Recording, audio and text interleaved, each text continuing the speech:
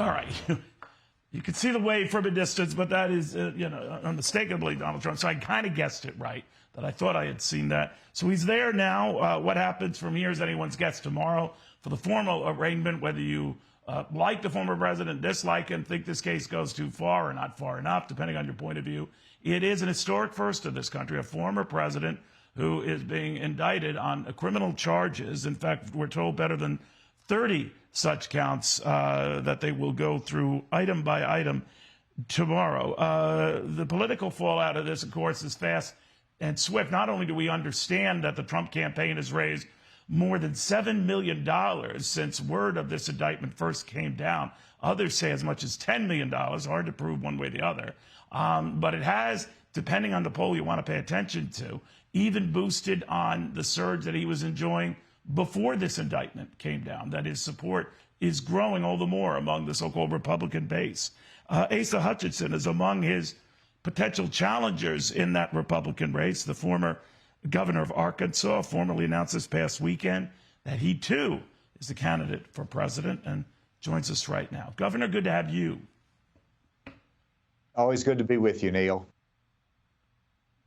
What do you think of what's going on, Governor, in this whole drama? Well, it's a sad day that we have a former president that's being hauled into court. And the spectacle of it is being seen globally. It's not becoming our democracy and our traditions, and that bothers everyone. Now, the indictment that's been brought, I'm a former federal prosecutor, and based upon the facts I know now, I wouldn't bring that case. Now, we're a little bit handicapped because we don't have a copy of the indictment. That's going to be unsealed later, and so we ought to wait to see what the facts are. But this is going to be a distraction for our country. It's going to not just be this week while he's arraigned, but it's going to be ongoing for the next 7 months through the Iowa caucus. And this is not healthy. This is not where we can focus on the fentanyl crisis or rising inflation and interest rates in the economy. We're going to be responding to media requests on this, and it's disappointing, but it's where we are, and we'll just have to deal with it. I want to talk about those issues. I'm excited about providing an alternative to the leadership of our party and our country, and I want to talk about those issues. I look forward to opportunities to address, with my experience and through my lens of being a national security person and Homeland Security, to being head of the DEA and in Congress and balancing a budget as a governor of Arkansas. These are important credentials that we need to talk about as we look forward to the coming months. You did refer to this as a sideshow, and nevertheless, you weren't here to debate and didn't want to debate, as some of your other colleagues running for president or thinking of running for president said, that this is a travesty of justice. Albert Bragg is going way beyond his, judicial skis here. But you went one step further by saying Donald Trump should quit the race. Is it because of this, or is it because of all the legal distractions? It's because of all of the legal distractions, but specifically this. And I know it's a hard case, and it's almost irrelevant because he's not going to quit, and he doesn't have any requirement to quit. So I expect him to continue. And ultimately, I think what we all want is for the voters to decide this issue and not to have it decided in a courtroom. But I said that about, he's under indictment. That is a reason for him to withdraw from it, because of how it undermines the strength of the presidency of the United States, I've always viewed that we ought to put the position that we're seeking in public service ahead of our personal desires. And this is a distraction. It is hurtful. And it's going to be ongoing here in this case, but also it looks like further investigations will continue. That's been something I've been consistent in. When someone gets indicted, that is the reason they should step aside from public service to deal with that. But that's putting the position of president over an individual. Nevertheless, that view separates you from a lot of your colleagues, and many say it's going to alienate you with a very popular former president and his base, no matter what he does. They're hearing that, and they're saying, well, Asa Hutchinson is just desperate for attention, and the Donald Trump isn't going anywhere. And that crowd that loves the former president doesn't love you saying something like that. Well, I think I've been fair, and the key thing is that you state your convictions and your beliefs and not hide from it. I think we've got two choices as a Republican Party now. You can provide Donald Trump with a coronation and say he's going to be our nominee, but if you're like me and say that we need to have different leadership for our country and we need to win again, then you get in there and fight. You get in there and represent what you believe and for the future of our country.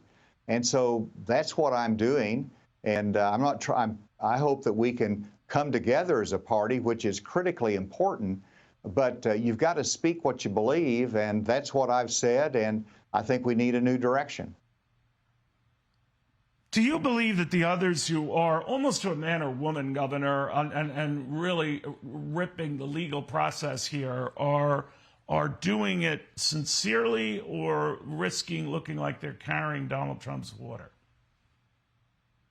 Oh, I can't speak to their motivations, but I will say something that's important here. Donald Trump, of course, is entitled to the presumption of innocence. That is so important in our criminal justice system. But the grand jury found probable cause. We have to let this system work like it works for thousands of Americans every day. And we might disagree with the beginning, but the process has got to work.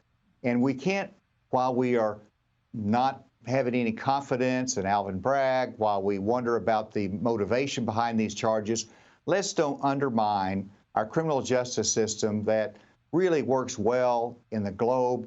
It is admired. It is a hallmark of our democracy, and it keeps us separate from what happens in Mexico with briberies and what happens in China with no rule of law.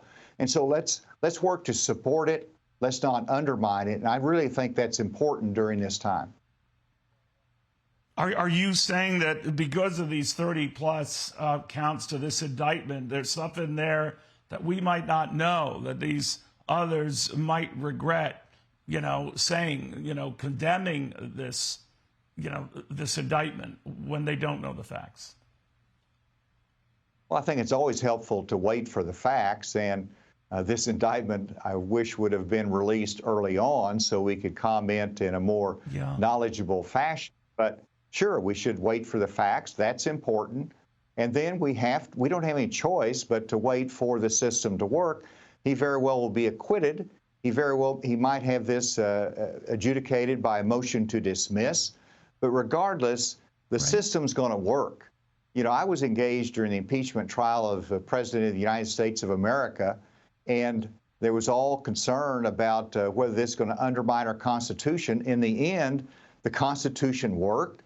Whether you're happy or not with the result, everybody had their day in court, the system worked, and I think that's what happens here. Now, the difficulty is we have a presidential election along the same time, and so it's going to be a distraction, and we need to think soberly about this process and how we conduct ourselves. Real quickly, sir, and we'll take a break here, and I appreciate your time. You said that if you had your druthers, you'd tell Donald Trump to step down, to get out of the race, and that now is the best time to do it. He's likely not going to do that. He could end up still being your party's nominee. Would you support him if he were? Well, I don't believe he should be the next president. I don't believe he should be the nominee of the party. Let's see what the RNC comes out with as to the requirements for participating in the debate. I think what's important is that I'm sorry, sir, that's not what I asked. If all that notwithstanding, he is still the Republican nominee in 2024, would you support him? I would not expect him to be the nominee. I can't answer that question. I want to see what they put down in the pledge that has to be signed.